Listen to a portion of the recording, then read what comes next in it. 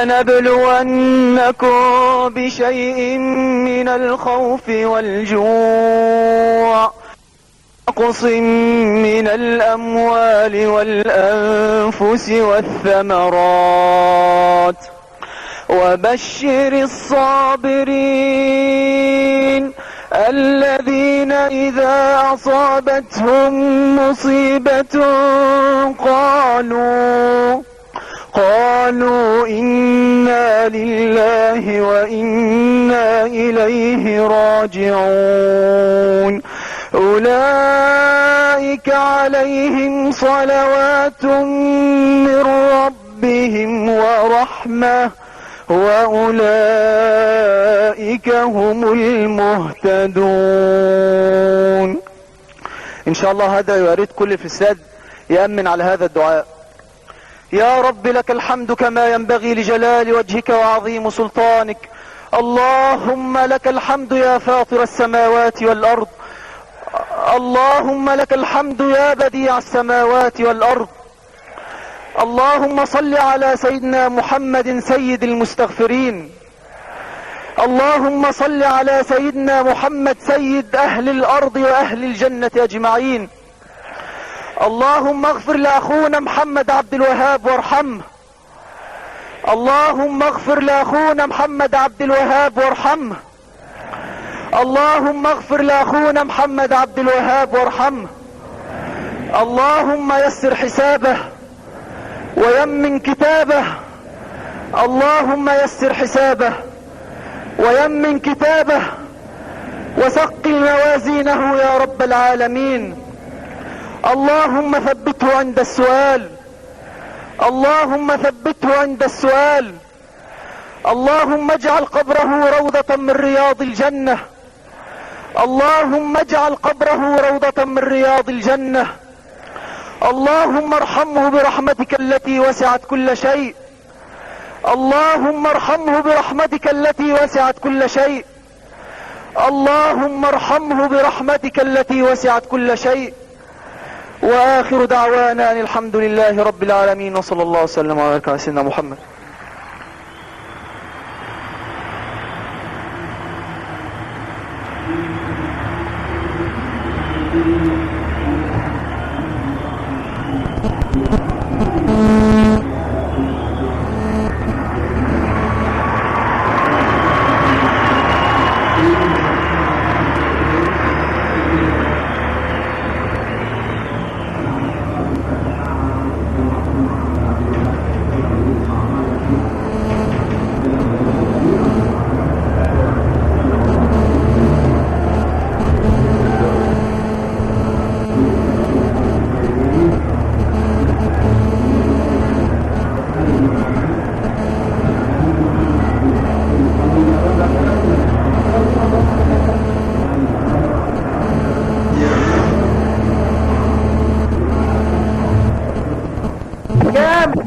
في دقيقة 20 من زمن الشوط الاول يضعها على يمين علي حجازي بيبص لها زينا بالظبط. يلم وماشي عبد الوهاب وماشي والكرة العرضية وهدف. محمد عبد الوهاب جوه جول جوه جول، جت في الحائط البشري وعملت بند وغيرت. ما اعرفش ليه عبد الوهاب خطيره في نهار ابيض. حلوه حلوه حلوه حلوه، يا سلام يا سلام. و70 بين الاهلي يوسف مشى الحكم، هجمه خطيره عبد الوهاب. محمد عبد الوهاب بيفكر وتسديده والثالث والثالث والثالث والثالث والثالث. وشوف يا راجل وشوف منتخب مصر 24 دقيقة، مطلوب تنشيط، مطلوب يعني وحطها عبد الوهاب. حلوه يا جمال، حلوه من محمد عبد الوهاب. يا سلام، الهدف الاول لمنتخب مصر. يا كوره نموذجيه، وبيحضن مين؟ اسماعيل يوسف الاب الروحي لكل اللعيبه دول. حطها جميله قوي. محمد عبد الوهاب بيلعبها جول لعبها حلوه. مع عشاق ومحبي كرة القدم في كل مكان، متابعي شاشة قناة النيل الرياضة، السلام عليكم ورحمة الله وبركاته. تحيات محدثكم المعلق الرياضي محمد عفيفي. يسعدني أن أكون معكم من استاد الكلية الحربية لنقل أحداث يوم الوفاء، يوم الوفاء والعرفان للنجم الراحل محمد عبد الوهاب، نجم النادي الأهلي ومنتخب مصر والمنتخب العسكري، اللي فقدته الكرة المصرية والرياضة العربية والأفريقية في هذا الشهر الحزين للكرة والرياضة المصرية. يوم الوفاء اللي شاركت فيه كثير من الهيئات، وعلى رأسها الدولة الممثلة في وزارة الدفاع اللي كان الراحل أحد جنود القوات المسلحة. يوم الوفاء النهاردة بيجمع بين 4 فرق، هي اللي لعب لها محمد عبد الوهاب الأهلي وإنبي، والفرق الكبيرة اللي سرعت إنها تكرم هذا النجم الراحل صاحب التاريخ الكبير في وقت قصير في ملاعب الكرة المصرية.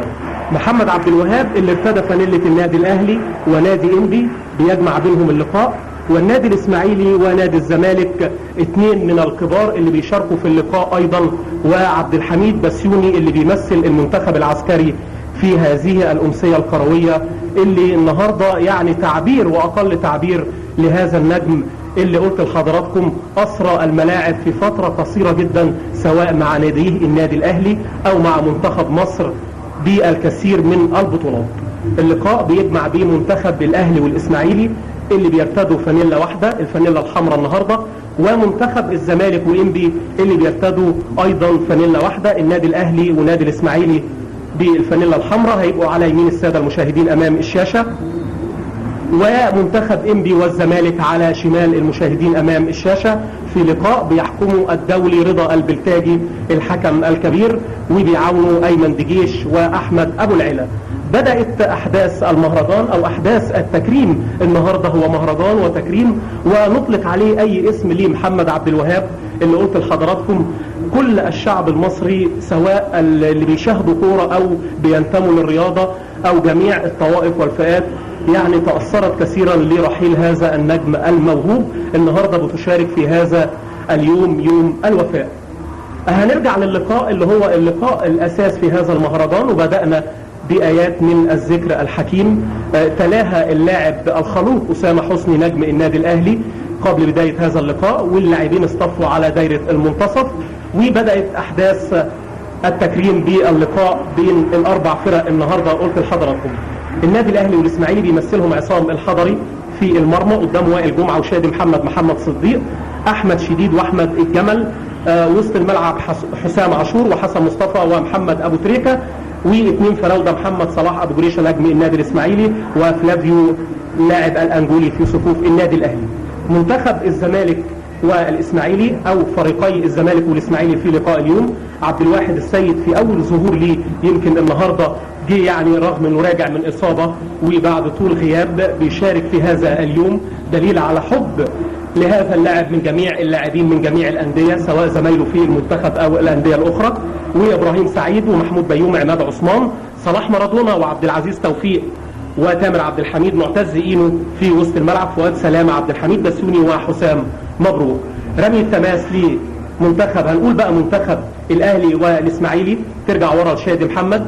طبعا هتبقى أحداث اللقاء معظمها عن تاريخ هذا اللاعب اللي قلت لحضراتكم يعني لا نخجل او ان احنا نقول رغم الفترة القصيرة ان هو تاريخ، لانه جمع كثير من البطولات لم يجمعها لاعبين لعبوا لعشرات السنين في الملاعب، ولكن هذا اللاعب يمكن ربنا سبحانه وتعالى كان مقدر ليه هذه النهاية اللي يعني قلنا اللي احزنت جميع طوائف المشاهدين، وجمع كثير من البطولات اللي عملت له تاريخ كبير جدا في فترة قصيرة سواء مع ناديه النادي الأهلي أو مع المنتخب العسكري، وهو كان واحد أيضا من اللي احترفوا خارج الوطن في نادي الزفرة الإماراتي. وهنقول بالتفصيل يعني السيرة الذاتية للنجم الراحل محمد عبد الوهاب. رمي التماس لمنتخب الأهلي والإسماعيلي، والنهاردة طبعا التكريم يحمل الرقم 3 وهو رقم قميص محمد عبد الوهاب في لقاء اليوم. رقم 3 بيرتديه جميع اللاعبين في المستطيل الأخضر، وادي فيه عماد عثمان كان في خبطة خفيفة كده، كابتن رضا البلتاجي كان بيطمن عليه. وهيحصل أول تغيير في اللقاء، قلت لحضراتكم إن عبد الواحد السيد حاجة يعني شعور جميل جدا، هو يعني ما رجعش للملعب بصفة رسمية مازال تحت التأهيل الطبيعي عبد الواحد، والنهاردة أصر ان هو يشارك في هذا المهرجان، وارتدى يعني قميصه والجوانتي، ونزل الراجل كأنه بالظبط هيلعب اللقاء كله. وخرج عبد الواحد السيد، ونزل احمد المحراس الحارس البديل في لقاء اليوم، حارس مرمى نادي انبي. الحارس يعني كانوا دافعين بيه من الناشئين، اشتروه من نادي جمهورية شبين، والنهارده بياخد فرصته في لقاء الوفاء، ولقاء بيجمع النجوم. الكل جاي يشارك النهارده. لاعبي نادي انبي يمكن عندهم لقاء في الدوري غدا ان شاء الله. جت المجموعة كلها موجودين في مقصورة استاد الكلية الحربية، وبعض اللاعبين بيشاركوا في احداث اللقاء من اللاعبين الاساسيين. ايضا النادي الزمالك النهاردة تامر عبد الحميد وابراهيم سعيد ومعتز اينو، 3 من النجوم الكبار موجودين في منتخب انبي والزمالك في هذا اللقاء، لانه هو لقاء الهدف منه الوفاء ورسالة الى جميع الراضيين ان الاخلاق واللاعب المجتهد واللي بيدي في الملعب بيكون ليه اكبر جزاء، سواء داخل المستطيل او بعد رحيله، سواء رحل في بداية الطريق او منتصفه، لان هذه سنة الحياة، والجميع راحلون سواء في سن 20 او 30. وطبعا بندعو لأسرة الراحل بالصبر والسلوان. تسديدة من حسام عاشور، يعني بعدنا شوية معلش عن احداث هذا اليوم، ولكن هو يوم لتكريم محمد عبد الوهاب اللي اصبح نجما فوق العادة كلاعب، ونجما فوق العادة بعد الرحيل. وائل جمعة يقطع على طول، ينقل لحسام عاشور في وسط الملعب، تمريرة عند محمد صلاح ابو جريشة اللي بيحمل شارة الكابتن، منتهى يعني طبعا شوف النادي الاهلي النهاردة رمز لكل شيء. محمد صلاح ابو جريشة نجم كبير، وجاي النهاردة مع لاعبي النادي الاسماعيلي بيشاركوا النادي الاهلي في هذا المهرجان. ومحمد صلاح ابو جريشة طبعا شادي محمد هو الكابتن الرسمي، وعصام الحضري، وسابوا الشارة لمحمد صلاح ابو جريشة كابتن النادي الاسماعيلي ولاعب منتخب مصر السابق. هجمة لمنتخب انبي والزمالك ترجع لفؤاد سلامة، يمرر على طول معتز اينو لاعب نادي الزمالك على حدود ال 18، يقطع وائل جمعة. كل نجوم النادي الاهلي النهارده بيشاركوا، عندهم موقعة او لقاء مصيري، هم صعدوا الى الدور قبل النهائي دوري ابطال افريقيا من خلال اللقاء القوي مع الصفاقسي التونسي، وعندهم اخر اللقاءات لتحديد اول المجموعة. ان شاء الله النادي الاهلي يوفق، واللاعبين رغم الاحزان اللي بتكسو وجوه جميع اللاعبين وشفناها النهارده في غرف خلع الملابس قبل اللقاء، انما عندهم اصرار ان هم يعني يعوضوا هذا النجم الراحل المحبوب الخلوق محمد عبد الوهاب بانتصارات النادي الاهلي، وتظل ذكراه موجودة في الملاعب. والنهاردة كانت اول دليل على بقاء محمد عبد الوهاب داخل المستطيل. النهاردة جميع اللاعبين بيرتدوا القميص رقم 3 في هذا اللقاء، حاجة جميلة طبعا. واشرف على هذا اللقاء مجموعة وكوكبة من النجوم سواء من النادي الاهلي او اتحاد الكرة. النادي الاهلي ممثل في المهندس عدلي القيعي، والنجم هادي خشبة النجم المعتزل حديثا، ومعاهم محرم الراهب، والاتحاد الكرة ممثل في الكابتن احمد شبير. والجميع ساهم بقدر امكانه في نجاح هذا اليوم، يوم الوفاء للنجم محمد عبد الوهاب نجم الكرة المصرية. وايضا فقدنا 2 من نجوم نادي الترسانة يجب ان لا ننساهم، لانهم من لاعبي احد الاندية الرياضية سواء في الدوري الممتاز او الدرجة الثانية، فهم من لاعبي الكرة المصرية رامي واحمد وحيد، البقاء لله، وبرضه لاسرتهم بندعوهم بالصبر والسلوان. في وسط الملعب تاني منتخب انبي والزمالك، مقطوعة من حسام عاشور لمحمد صديق لاحمد شديد إناوي على الجنب الشمال. في وسط الملعب المعتز اينو، المعتز بالله اينو لتامر عبد الحميد، الاثنين لاعبي الارتكاز في نادي الزمالك النهارده برضو حطيتهم الكابتن محمد يوسف وعصام مرعي، هم اللي بيتولوا مسؤوليه الاداره الفنيه في هذا اللقاء لمنتخب انبي والزمالك. هجمه للنادي الاهلي، فلافيو اللي بدا يتالق مؤخرا، وتمريره حلوه بينيه. فلافيو ممكن هدف لفلافيو، الهدف الاول للنادي الاهلي والنادي الاسماعيلي في الدقيقه 10 تقريبا من بدايه هذا اللقاء عن طريق فلافيو، اللي لسه بقول لحضراتكم ان اللقاءات الاخيره شهدت نجوميه فلافيو، والنهارده في يوم الوفاء بيحرز هدف في الدقيقه 10 من التمريره البينيه الجميله، اتعملت حلوه قوي بلمسه سحريه من محمد صلاح ابو جريشه. وعلى طول على شمال الحارس ادي الاعاده احمد المحراس حارس مرمى منتخب انبي والزمالك، عملها حلوة بوش رجله الخارجي. والهدف الاول في يوم وفاء لمحمد عبد الوهاب.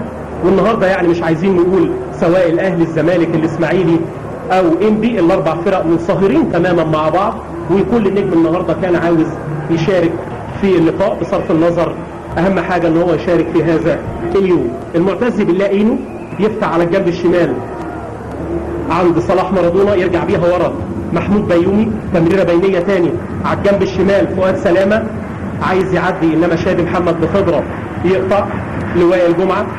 حسام عاشور في القلب، تمريرة بينية يقطعها محمود بيومي،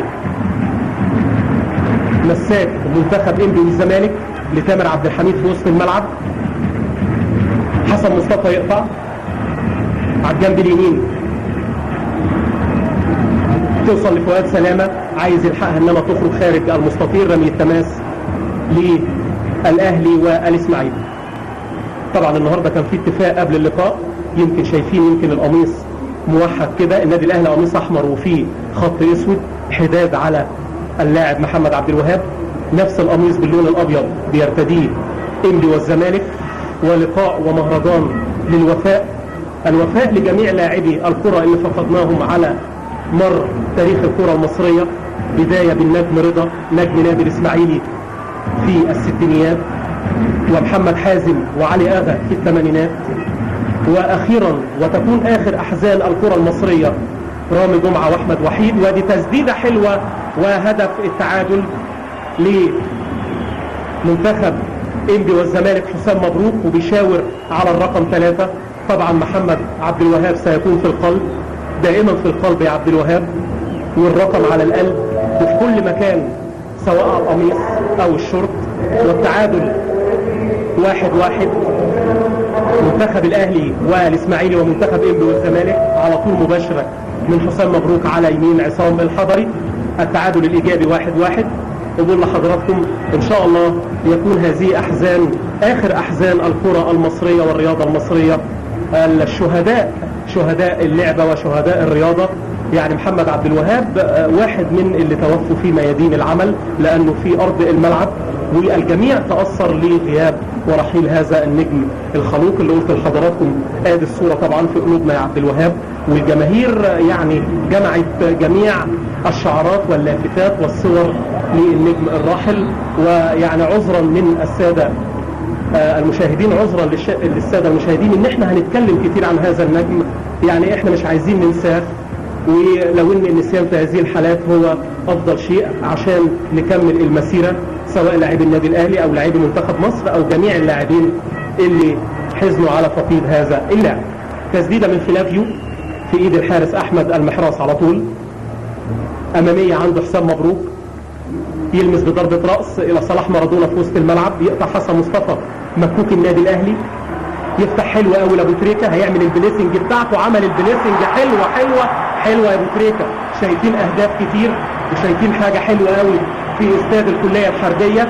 لقاء كده جميل وكرة جميلة، واللاعبين بيلعبوا طبعا يعني بلغة الكرة كرة نظيفة، وثلاث اهداف في 13-14 دقيقة. محمد ابو تريكة الهدف الثاني لمنتخب الاهلي والاسماعيلي، 2-1 الزمالك وانبي.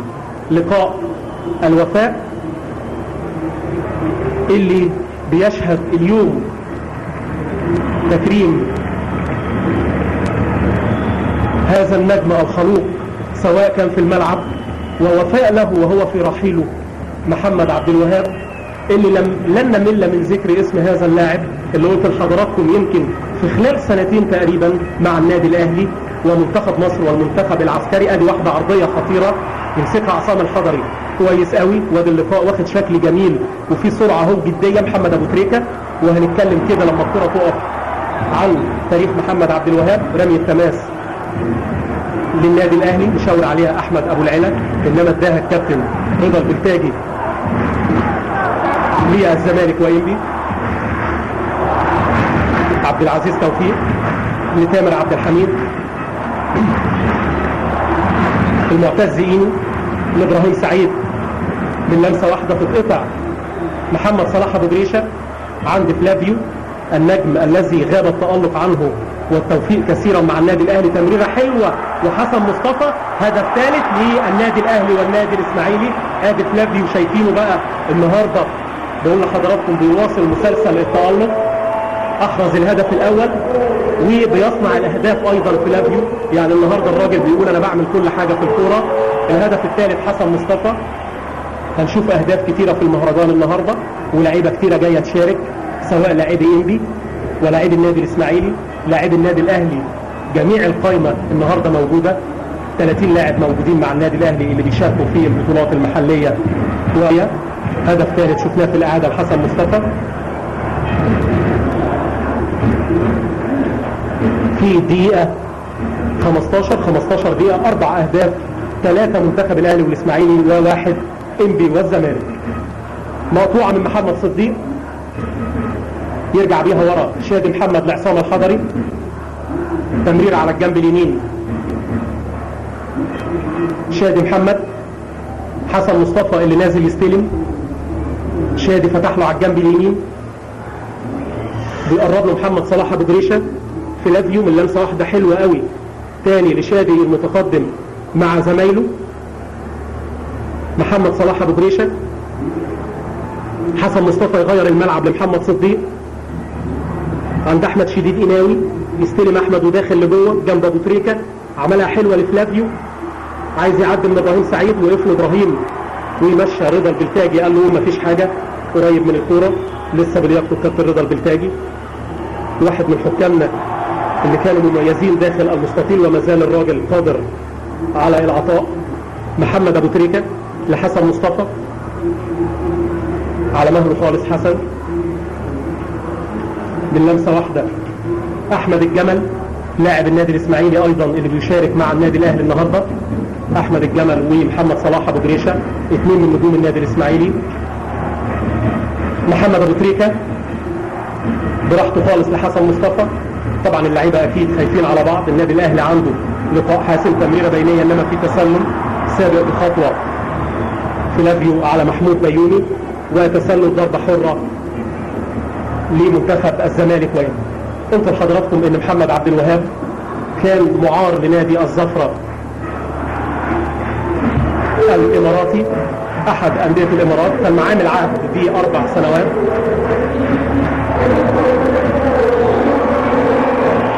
ادي تغيير للنادي الاهلي، خرج محمد ابو تريكه طبعا يهمه النهارده، وادي مستر مانويل جوزيه. تحيه لمحمد ابو تريكه نجم النادي الاهلي واللاعب صاحب الاقدام الذهبيه وصاحب كفه الترجيح دائما للنادي الاهلي. خرج محمد ابو تريكه، طبعا شفناه في مشهد كلنا تاثرنا به في لقاء الصفاقسي التونسي، احرز الهدف الاول وبكى كثيرا وهو يحرز الهدف. التلقائيه والتواضع ومشاعر ابو تريكه. ابراهيم سعيد يقطع، نزل عمرو سماكه بدل ابو تريكه للمشاركه في مهرجان الوفاء للنجم محمد عبد الوهاب.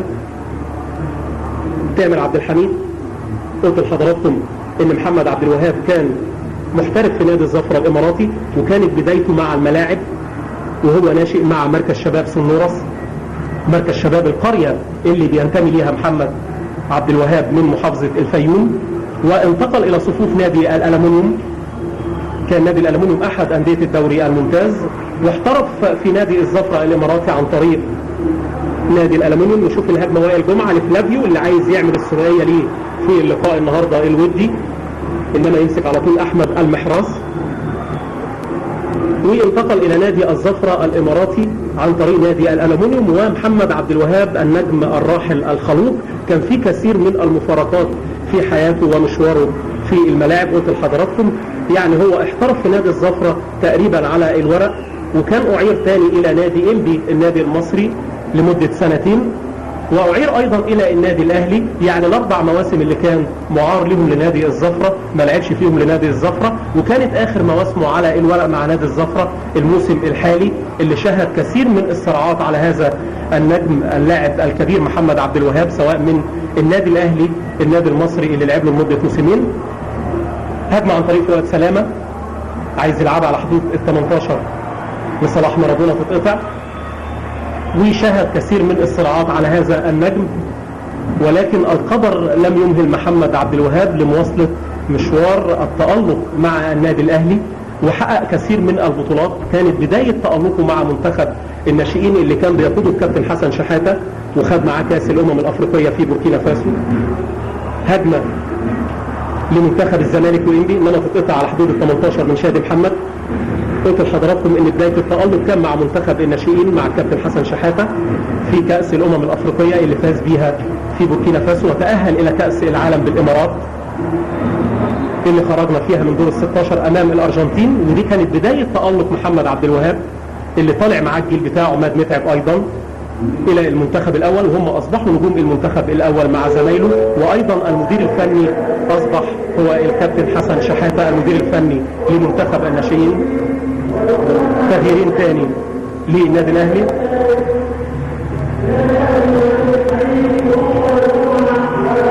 للنادي الأهلي والنادي الإسماعيلي. خرج وائل جمعة ومحمد صديق، ونزل هشام علي وشريف الدسوقي، اثنين من لاعبي النادي الإسماعيلي اللي جايين يشاركوا. وطبعا النادي الأهلي النهارده بيريح لاعبته، واقع في الأرض. وادي رئيس النادي الزمالك بيحضر لقاء اليوم، استاذ ممدوح عباس، كابتن محمود الخطيب. يعني حاجة جميلة جدا. وهذا اليوم رجع الوئام، يعني الاثنين هم على طول في وئام اشقاء والكرة المصرية الاهلي والزمالك، وادي المهندس حسن صقر والكابتن حسن حمدي، رموز الرياضة في مصر. ويمكن موجود في المقصورة خلف الكابتن حسن حمدي ايضا والدة محمد عبد الوهاب. ادي كانت قدامنا على الشاشة.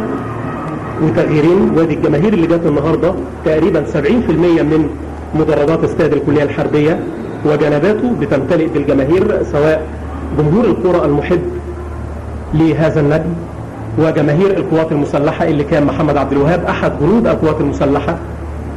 والتكريم النهاردة على والوفاء على استاد الكلية الحربية بصفته كان احد جنود القوات المسلحة. تمريرة امامية انما في تسلل، كان قاطع في الكرة اللي فاتت صلاح مارادونا. تسلل على منتخب الزمالك وإنبي. بقول لحضراتكم ادي الكرة مرة ثانية، فعلا 2 تسلل، كان راجع من ورا لقدام ايضا حسام مبروك. وهيحصل تغيير رابع. طبعا هيحصل تغييرات كتير. هنقول احنا بقى مجموعة اللاعبين اللي هيبقوا موجودين في الملعب لان العدد هيبقى كبير قوي. وهنقول اللعيبة اللي موجودة داخل المستطيل. احمد صديق على الخطوط بره، هنشوف برضه مين اللي هيخرج. النادي الاهلي هيحاول طبعا يخرج مجموعة اللاعبين الاساسيين، عنده لقاء هام في ختام الدور الثمانية. هو ضمن التأهل الى الدور نصف نهائي، ويهمه ان هو يكمل المسيرة بالوصول الى المباراة النهائية كأول مجموعة، لأنها تفرق كتير مع النادي الأهلي، لأن أول المجموعة هيلعب لقاء النهائي، لقاء العودة على ملعبه. والصراع أصبح بين الأهلي والصفاقسي، ونادي كوتوكو أيضا الغاني ليه أمل لأنه هيلعب اللقاء دوت وعنده 7 نقاط مع الصفاقسي لو فاز في تونس، وهو يعني موضوع صعب. لو إن الكرة ما فيهاش حاجة دلوقتي كبيرة أو حاجة كتيرة، ممكن يدخل مع النادي الأهلي والتعادل يكفي الصفاقسي في موقعته. اهم حاجة ترتيب المجموعة للنادي الاهلي. ونزل رضا متولي ايضا من نادي الزمالك وإنبي. رضا متولي نزل بدل عبد الحميد بسيوني نجم المنتخب العسكري. وهيخرج عصام الحضري ايضا، وهينزل امير عبد الحميد. وخارج احمد الجمل من النادي الاسماعيلي، وهينزل احمد صديق لاعب النادي الاهلي. بقول لحضراتكم مجموعه كبيره جدا من اللاعبين جايين يشاركوا النهارده في يوم الوفاء لمحمد عبد الوهاب. وخروج عصام الحضري، وتحيه لامير عبد الحميد حارس مرمى النادي الاهلي، ثلاثي المرمى على مستوى عالي. وفي قلوبنا دايما يا عبد الوهاب جميع الفئات الرياضيه والطوائف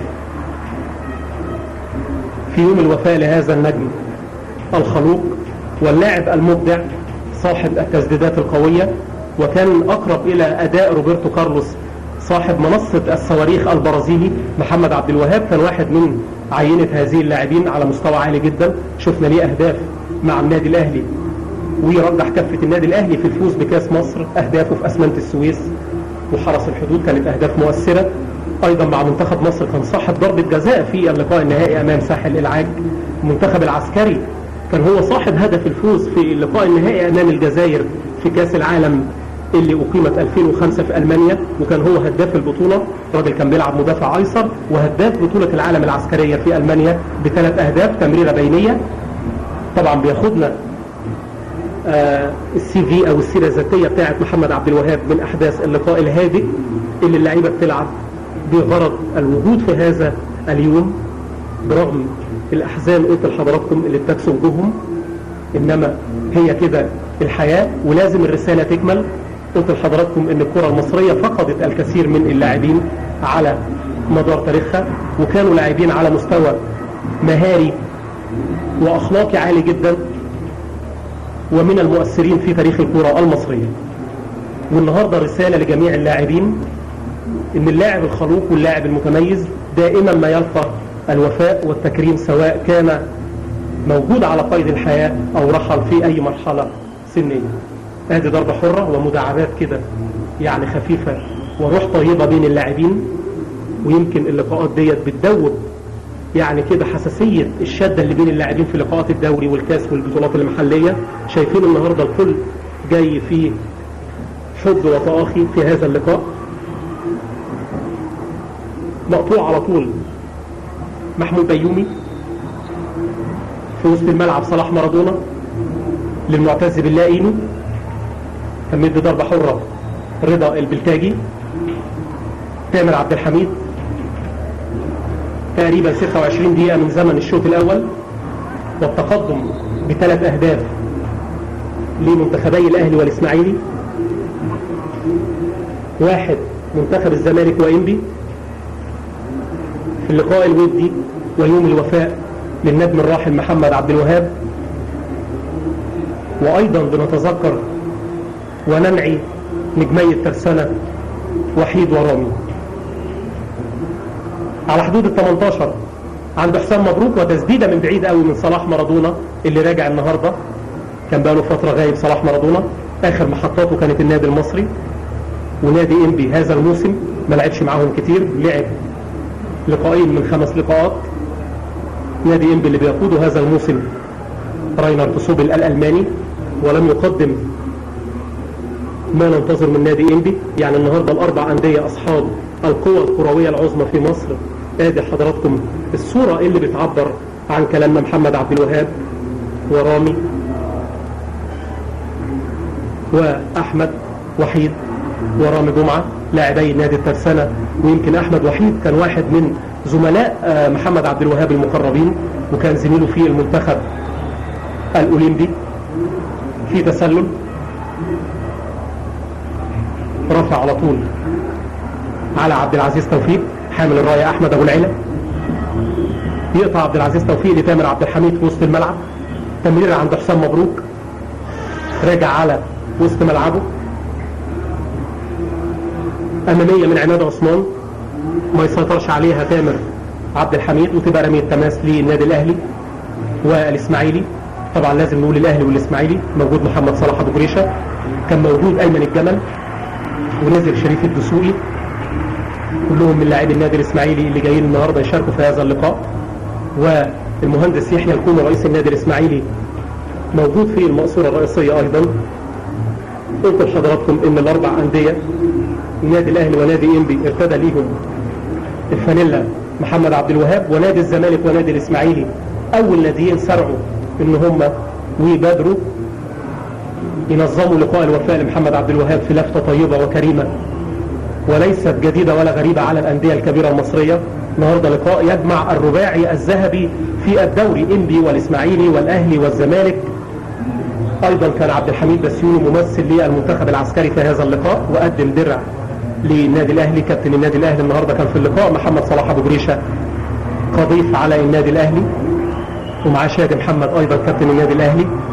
جميع النجوم الأساسيين بيشاركوا. ضربة حرة لمنتخب الزمالك وإنبي هيلعبها فؤاد سلامة، واقف جنبه صلاح مارادونا، سابها الفؤاد يعملها برجله الشمال عشان تلف وتعمل الكروس، عملها على القريبة انما يطلع من على ال6 يارد حسن مصطفى، تاني على حدود ال18 المعتز بالله اينو يعملها على طريقة الكورة الشراب كده لابراهيم سعيد، وضربة ركنية للزمالك وإنبي اللي عايزين يقللوا فارق الأهداف. 3-1. العرضية من فؤاد سلامة، أحمد صديق يطلع من جوه ال6 ياردة على حدود ال18 بضربة رأس شريف الدسوقي، توصل تاني المعتز بالله اينو، وواحدة من تسديدات اينو الودية. يعني شوط النهاردة كده هو بيشوط على طول اينو من خارج ال18 من اي مكان، بياخد قرار بالتسديد ورجله مظبوطة وحلوة على المرمى. ادي تسديدة انما عليت عن المرمى. امير عبد الحميد امامية من امير يلمس عمرو سماكة اللي نزل بدل محمد ابو تريكة، توصل سهلة لاحمد المحراس حارس مرمى من الصاعدين في نادي انبي، انضم لنادي انبي الموسم قبل الماضي من نادي جمهورية شبين، كان واحد من لاعبي منتخب الناشئين ايضا. ونادي انبي دائما واصبح من الاندية الكبيرة اللي ليها منظار كده وعين ثاقبة على اللعيبة المميزة في الاندية، وبدأوا يضموا مجموعة من النجوم على مستوى عالي. ضموا تقريبا هذا الموسم اكثر من 10 لاعبين، ورحل ايضا نجوم من نادي انبي، نجوم مؤثرين جدا بصفة نادي انبي احد اندية محمد عبد الوهاب. رحل عمرو زكي واسامة حسن، 2 من النجوم والاعمدة الرئيسية لنادي انبي، ارتدوا قميص نادي الزمالك هذا الموسم. هجمة للنادي الاهلي والاسماعيلي من ناحية اليمين، احمد صديق يلعب العرضية، ابراهيم سعيد يسند ضربته لاحمد المحراس. امامية حسن مصطفى يسيبها لشادي محمد، ياخدها بلمة وترقيصة. حسام عاشور، احمد شديد قناوي على الجنب الشمال يستلم لمحمد صديق المتقدم مع زمايله، يدخل بها احمد شديد قناوي لجوه، وتمريرة بينية حلوة انما عامل العمق الدفاعي بشكل كويس قوي اكنه في لقاء رسمي محمود بيومي، وياخد ضربة ركنية عمرو سماكة. ادي بيومي وسماكة كان حوار ثنائي في الكرة اللي فاتت. ضربة ركنية لمنتخب الاهلي والاسماعيلي.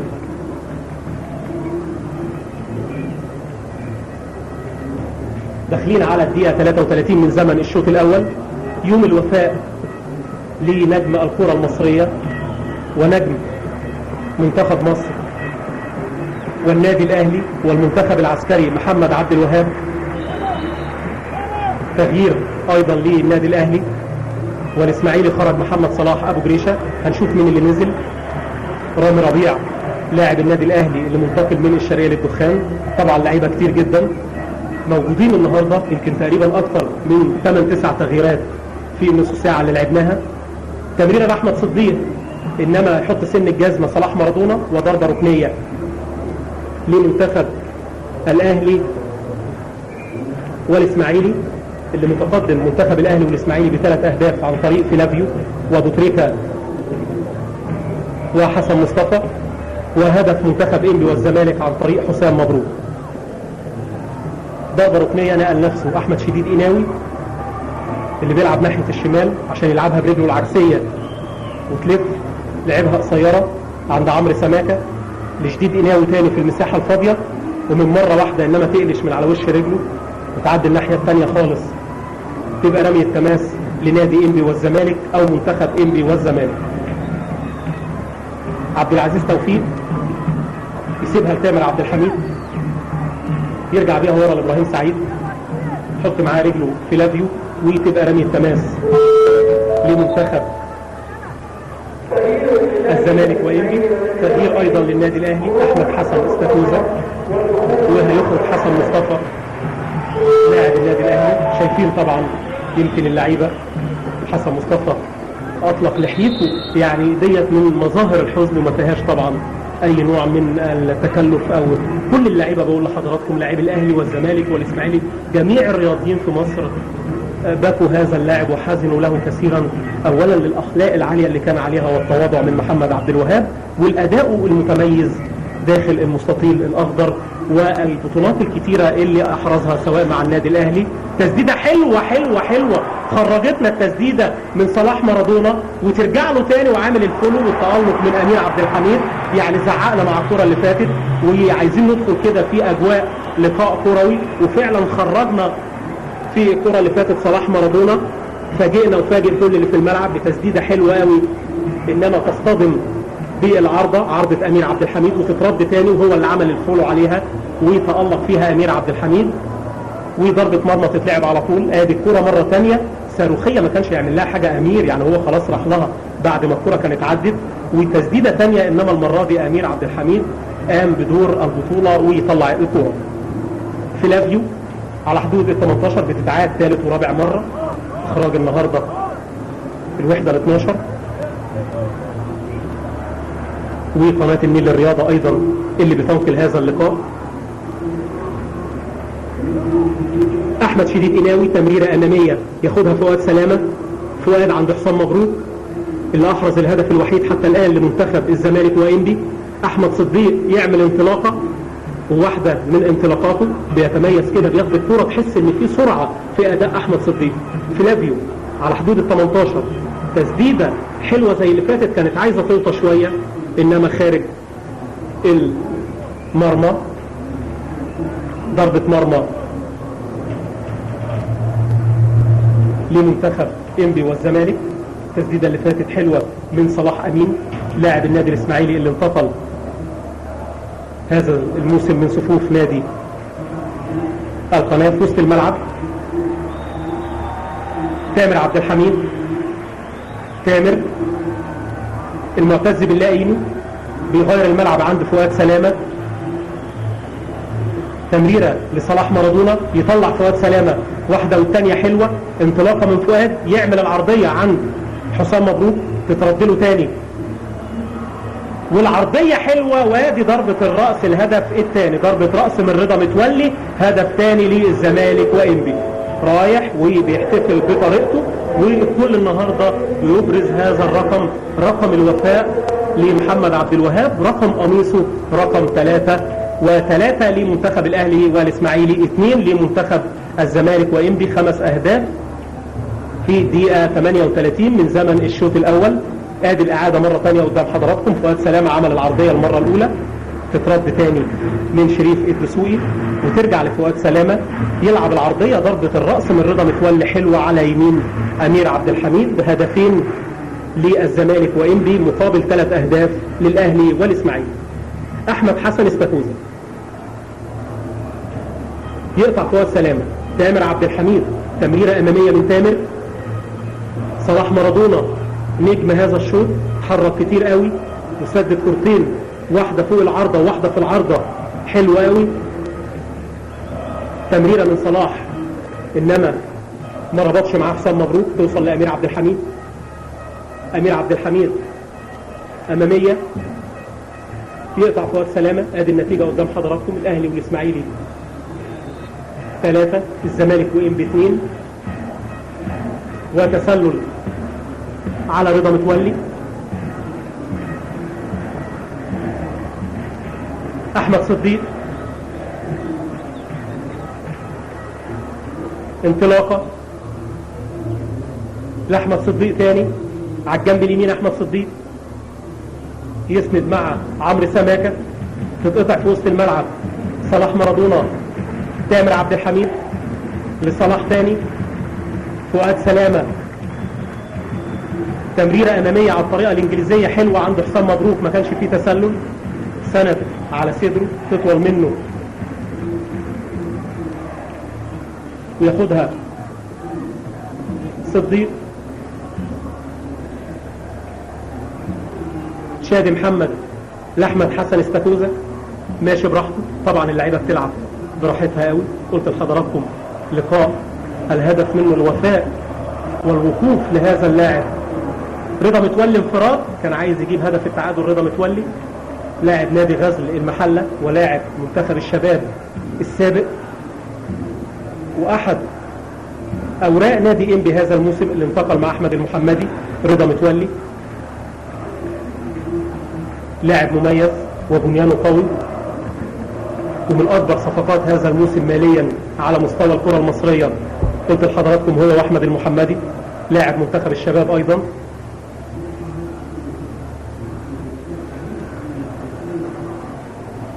عمرو سماكة، ماشي عمرو سماكة ياخد ضربة حرة المعتز اينو، ضربة حرة دفعة من المعتز لعمرو سماكة، تتلعب امامية عايز يحصلها فلافيو، سن الجزمة طلع احمد المحراس من المرمى، كمل فيها محمود بيوني لفؤاد سلامة، امامية من فؤاد سلامة اللي بيعمل كرات دلوقتي اللونج باص كده، الملعب طبعا مفتوح في مساحات واسعة بيشغل زمايله. خدها احمد صديق من على الطرف اليمين هيعدي وعايز يعمل العرضية، عمل العرضية عايز توصل شوية يا احمد الصديق، كنت تدخل بيها فيها مساحة تعدي، كانت هتوصل احسن لفلافيو انما تتقطع. وضرب الجزاء لمنتخب الاهلي والاسماعيلي، ضربة جزاء عدى فيها كويس الكرة اللي فاتت.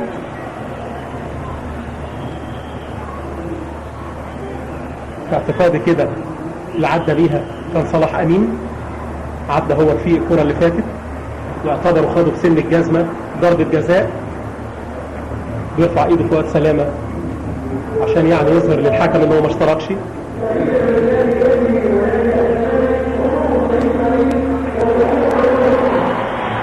خرج ابراهيم سعيد ونزل رضا جمعة من منتخب انبي والزمالك، وضربة جزاء وحوار ثنائي الحارس الصاعد حارس مرمى انبي احمد المحراس.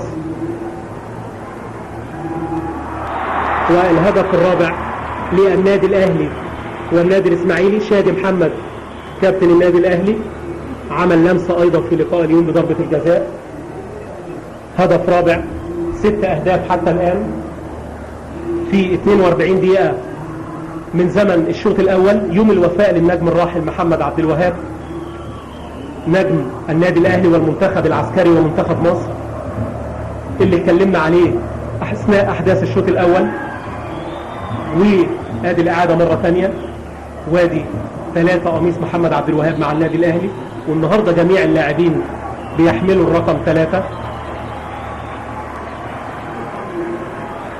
وشايف انا ادي محمد ابو تريكة نجم النادي الاهلي كان قدامنا على الشاشة. وخرج الكابتن رضا البلتاجي اللي شارك في هذا اليوم يوم الوفاء، ونزل الكابتن سمير محمود عثمان حكمنا الدولي يكمل مسيرة هذا اللقاء في الدقيقة 43 مع نهاية الشوط الاول. تامر عبد الحميد على حدود ال 18 عايز يمرر عند حسام مبروك، مقطوعة حسام عاشور. انطلاقة من عمرو سمير. لعيبة كتير اتغيرت قلت لحضراتكم، سواء في الاهلي في الزمالك في الاسماعيلي في انبي، الاربع فرق اللي بيشاركوا في المهرجان. يهمنا طبعا في هذا اليوم هو الوفاء، رسالة الى جميع الرياضيين والنادي الاهلي اللي لم يتخلى لحظة عن اي لاعب سواء كان موجود في الملاعب او اعلن اعتزاله. بيكمل النادي الاهلي مسيرته مع ابناء اللاعبين. جميع هيئات الدولة شاركت في هذا المهرجان، وعلى رأسها قلت لحضراتكم وزارة الدفاع، سيادة المشير محمد حسين طنطاوي وزير الدفاع. للنهاردة استاد الكلية الحربية مهيأ تماما لاستقبال هذا اليوم بتعليمات السيد المشير. وجنود القوات المسلحة اللي بيحضروا ايضا هذا اللقاء بزي موحد وزي جميل في مدرجات الدرجة الثالثة خلف المرمى اليمين اللي فيه امير عبد الحميد. ومحمد عبد الوهاب الذي لم ينقطع عنه الحديث في هذا اليوم، تاريخ كبير في وقت قصير جدا، عديد من البطولات المحلية مع النادي الاهلي والافريقية مع النادي الاهلي، كأس الامم الافريقية مع منتخب مصر 2006، كأس العالم العسكرية 2005 مع المنتخب العسكري بقيادة العميد منير حجازي، هداف كاس العالم العسكرية. احمد شديد قناوي يعمل العرضية عند وائل رياض، اخر تغييرات النادي الاهلي اللي حصلت حتى الان، والنادي الاسماعيلي ايضا اللي بيجمع مع النادي الاهلي فريق واحد في لقاء اليوم. مقطوعة عند فؤاد سلامة، ماشي فؤاد، تمريرة طويلة زي اللي عودنا عليها في الشوط الاول. فؤاد سلامة مفيش حد خالص غير امير عبد الحميد. داخلين على نهاية الشوط الاول، وادي صافرة نهاية الشوط الاول من يوم الوفاء للراحل والنجم نجم النادي الاهلي ومنتخب مصر محمد عبد الوهاب. استراحة قصيرة ثم نعود سويا ونواصل احداث هذا اليوم يوم الوفاء. تحيات محدثكم المعلق الرياضي محمد عفيفي.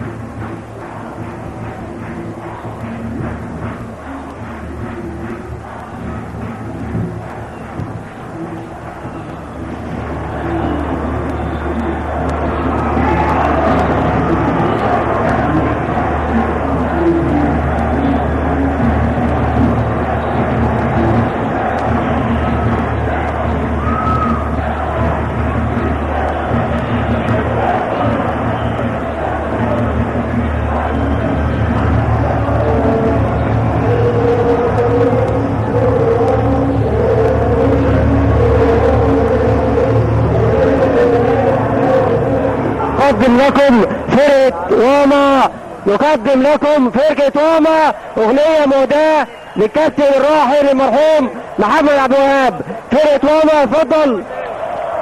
فرقة واما هتقدم لنا حاجة، يا ريت كل الناس كده يبقوا مع الفرقة. شكر خاص لجميع الحاضرين. فرقة واما اتفضل. فرقة واما واغنية مهداة للمرحوم الراحل محمد عبد الوهاب. اتفضل.